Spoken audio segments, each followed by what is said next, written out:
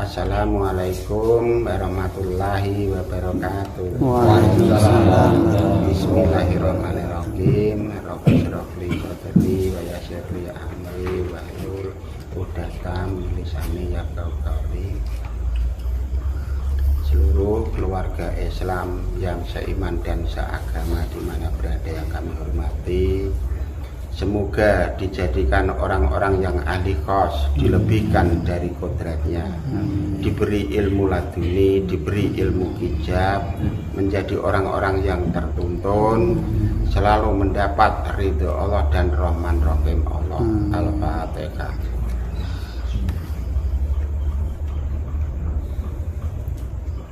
Malam ini kita ingin menyampaikan pesan dari Eyang Sunan Bonang. Nama aslinya aku tidak tahu. Yang pertama yaitu pesannya tentang urusan istilahnya silsilah Rasul. Itu contoh yang pertama. Jadi Rasulullah itu adalah sebagai contoh kehidupan kita. Dalam bentuk apapun itu adalah sebagai figur, sebagai contoh. Jadi kita seolah-olah hidup kita itu menyontoh dengan perjalanan kisah-kisah Rasul yang sudah ditulis maupun kitab-kitab Rasul yang sudah ada. Intinya di situ, kita tidak boleh mencontoh dalam sifat-sifat yang lain atau mencontoh keyakinan-keyakinan yang lain. Sebab kita adalah seorang Islam. Islam itu yang membawa adalah Rasulullah. Jadi kita harus berfigur, membuat contoh bagaimana perjalanannya, bagaimana kisah-kisah yang dipesankan kepada umat-umat mulai dulu sampai sekarang. Kita tinggal mengikuti apa yang sudah terjadi di dalam perjalanan kisahnya. Terus pesannya yang kedua yaitu adalah Al-Quran itu sebagai petunjuk. Intinya Al-Quran itu adalah sebagai petunjuk kehidupan kita. Maka kita di sini siang malam selalu yang dibaca, yang dipelajari, yang diungkap adalah Al-Quran, tidak pernah yang lain. Ternyata kita menggali ilmu Al-Quran, ilmunya Rasulullah, wahyu dari Allah yang ditulis menjadi Al-Quran. Kita baca sudah beberapa waktu, beberapa tahun, ternyata tidak bisa menyelesaikan. Masih ada saja yang perlu dibahas. Intinya Al-Quran itu sebagai petunjuk kita itu sudah sangat lengkap, tidak ada kekurangan. Makanya kita seolah-olah hidup kita bagaikan Al-Quran. Itu semasa Rasulullah juga seperti itu. Istilahnya kita tinggal menjiplak dalam perjalanan. Hidupnya Al-Quran juga hidupnya kita juga hidupnya Al-Quran. Maka kandungan Al-Quran itu semuanya adalah terkandung pada roh dan jiwa kita. Dan yang hijab yang ada pada Al-Quran dan hijab yang ada pada diri kita semuanya itu dalam menyatu. Makanya ayat demi ayat itu adalah menggambarkan perjalanan roh dan jiwa kita semua. Kalau kita tidak bisa menyatu dengan kandungan Al-Quran, ya kita akan rugi besok di sana. Sebab itu adalah pedoman. Rasulullah adalah contoh perilaku kehidupannya. Pedomannya adalah menggunakan ilmu Al-Quran, apa yang sudah terkandung di dalam Al-Quran. Itu sebagai petunjuk. Sudah tidak ada keraguan dalam bentuk segi apapun. Sebab itu adalah mutlak ilmunya Allah yang ditulis di dalam kandungan-kandungan Al-Quran. Jadi kita menghadapi Al-Quran yang kita pegang siang malam, kita jabarkan siang malam setiap waktu, itu sudah tidak ada keraguan. Sebab kesucian Al-Quran itu adalah Allah secara langsung yang menjaga, bukan kita. Kita tidak bisa menjaga kesucian Al-Quran kecuali Allah secara langsung. Kita sepakat untuk mempelajari. Agama itu aturan. Yang ketiga, jadi adanya agama itu sangat menguntungkan kita. Seumpama kita tidak diatur menggunakan agama, kita akan hancur. Kita bisa sukses, bisa damai, hidup berbangsa dan bernegara itu karena adanya agama. Maka kita harus sering ngomong, agama harus berdiri sendiri, jangan dicampur dengan budaya yang lain. Biar agama itu berdiri agama, tidak ada pencemaran dalam bentuk yang lain. Supaya apa?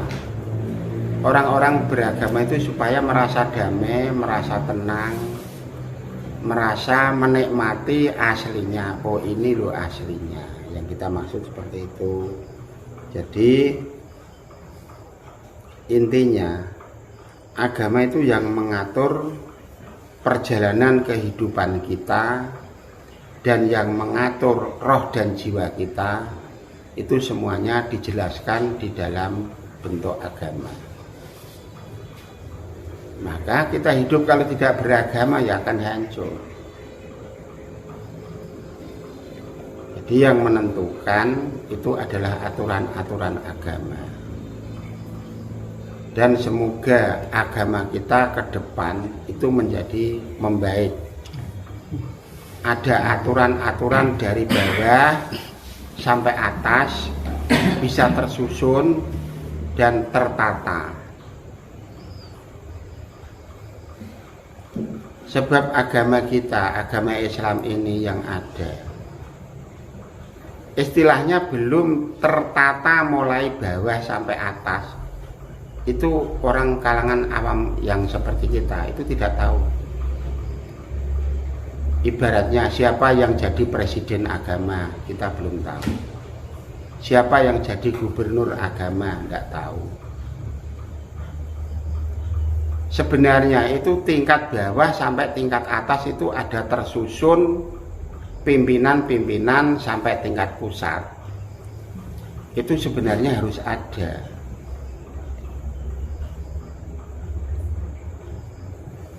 Intinya insya Allah ke depan nanti semoga pimpinan-pimpinan agama kita itu membuat susunan, membuat rumusan dari bawah sampai atas dengan nama-nama yang jelas. Intinya di situ semoga bisa terbentuk.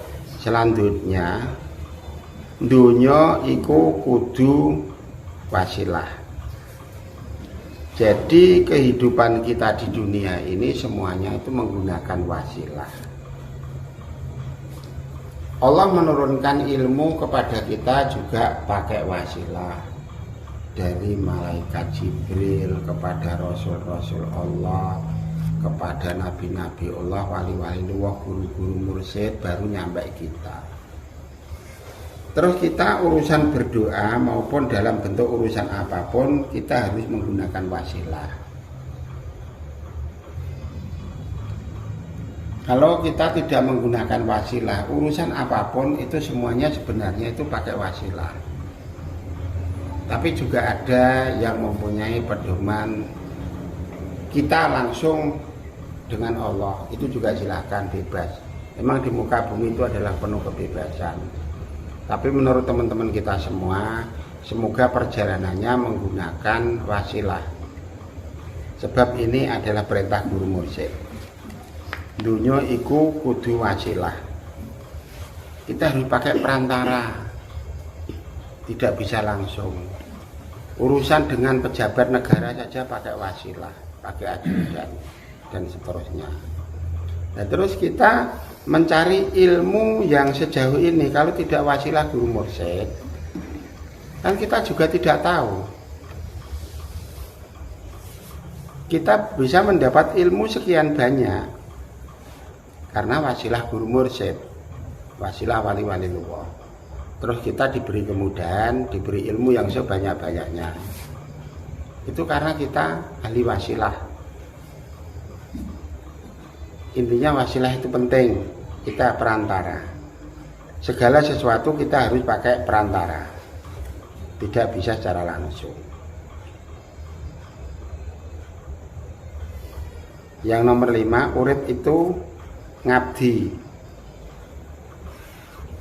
Yang dimaksud kehidupan kita itu adalah sebagai abdi. Kalau kita itu sebagai abdi, berarti kita tidak mempunyai kekuasaan dalam bentuk apapun, tidak mempunyai kekuatan dalam bentuk apapun. Kita di dunia ini adalah sebagai abdi Allah. Kita harus patuh apa yang diciptakan oleh Allah dan apa yang diberikan oleh Allah. Kita harus selalu mensyukuri, menikmati, kita itu sebagai abdi. Intinya kita tidak selalu mendikte atau mengatur Allah. Tapi kelengan di dalam perjalanan kita, seolah-olah itu Allah yang ngatur itu kita, bukannya kita yang diatur Allah.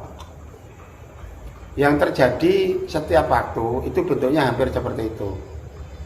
Maka teman-teman kita, ini pesan dari Eyang Sunan Bonang, supaya bisa dihayati dalam perjalanan hidup kita.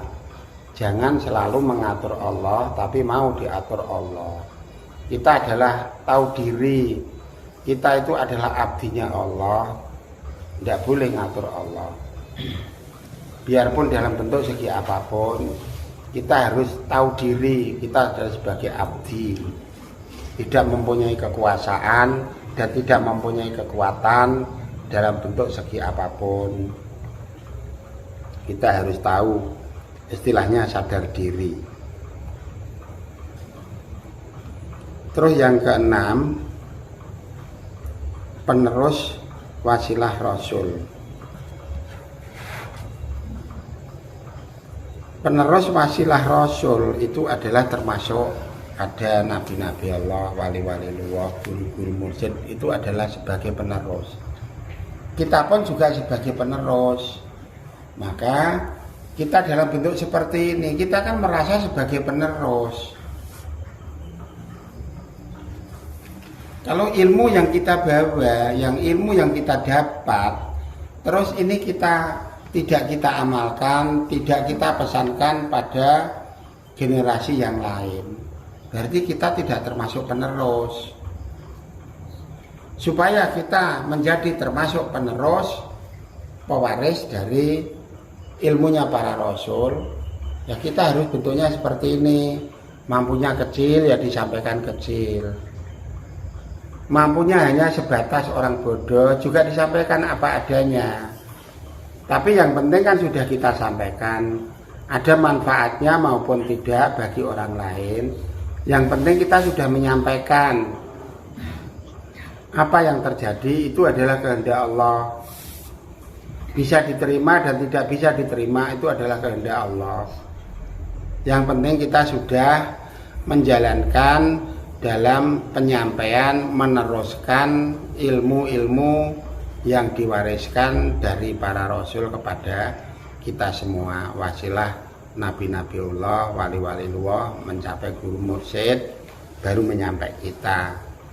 Nah, kita kan sudah orang yang sangat kecil, sangat bawahan, ya kita sampaikan apa adanya, semampunya. Yang penting sudah kita sampaikan untuk generasi-generasi selanjutnya. Yang dimaksud seperti itu. Jadi kita tidak membatasi ilmunya Allah yang sudah diberikan kepada kita semua. Supaya kita dianggap penerus dari ilmunya keluarga-keluarga Rasul, yang dimaksud seperti itu. Yang terakhir, yang ketujuh, wali sing dadi wakile Gusti Allah ngomong. Nah, ini posisinya wali. Itu sebenarnya kalau Allah ngomong secara langsung itu mustahil. Lah, wali itu mendapat petunjuk dari atasnya, dari rasul, dari malaikat ke rasul, ke nabi, ke wali. Terus walinya mendapat ilmu dari atasnya, dari nabi-nabi Allah, wali-wali Allah. Itu secara hubungan roh dan jiwa. Terus dia mendapat ilmu, itu sebenarnya dia adalah sebagai wakil Allah ngomong. Ucapan walilullah itu adalah ucapan Allah, intinya seperti itu.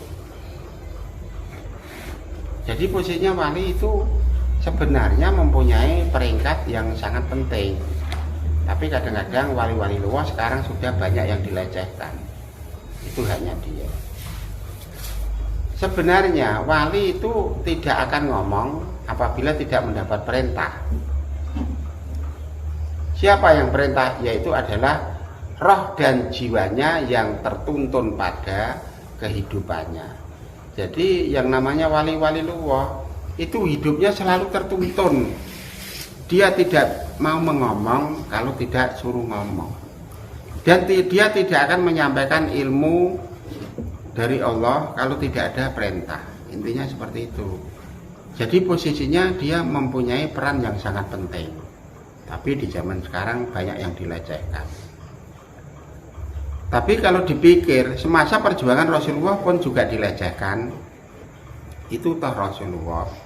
Apalagi itu sudah tingkat bawah, tingkatan wali-wali Allah. Ya pasti banyak yang melecehkan. Itu urusan dia.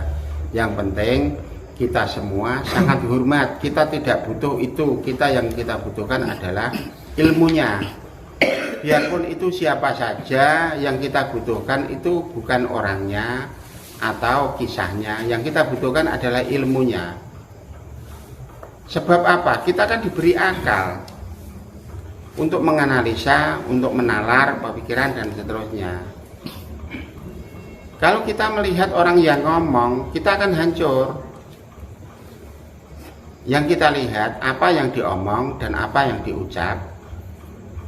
Sebab itu adalah ilmunya Allah. Kita akan tahu, oh yang diomong benar, tapi yang ngomong jelek. Tidak apa-apa.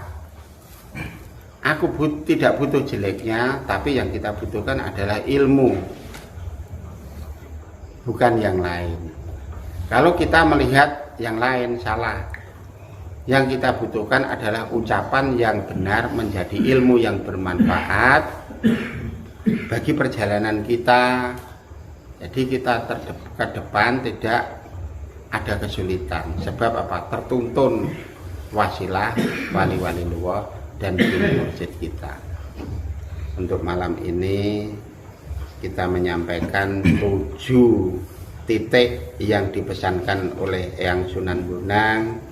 Semoga ada yang bermanfaat bagi teman-teman kita semua untuk menambah ilmu atau wawasan kehidupan kita untuk ke depan. Saya kira cukup sekian. Wassalamualaikum warahmatullahi wabarakatuh. Waalaikumsalam warahmatullahi